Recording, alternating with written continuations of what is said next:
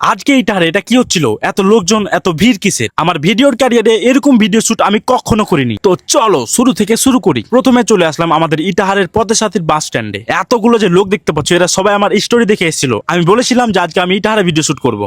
কোথা থেকে এসছো তোমরা? ইসলামপুর। ইসলামপুর। তবু কতক্ষণ লেগেছে আসতে? 1.5 ঘন্টা।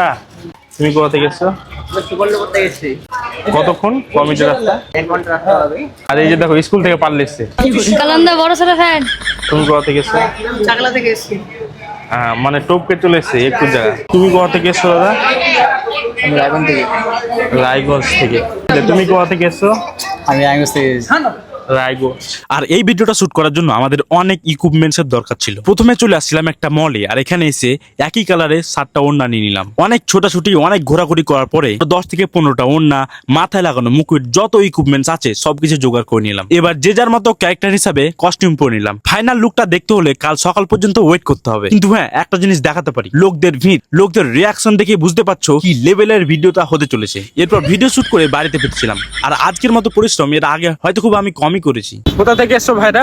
আমরা এসেছি রাটোর কমিটি থেকে। তো দাদার সঙ্গে দেখা করে খুবই ভালো লাগলো। তো অদূর থেকে শুধু আমার সাথে দেখা করার জন্য, সে জায়গা খুব ভালো লাগলো। এবার সন্ধ্যার প্রকৃত সৌন্দর্যের হাওয়া খেতে খেতে চলে আসলাম বাড়ি। এখন সময় জমিতে ধান চাষ করার। ধান ছাড়া হবে না পাট গম।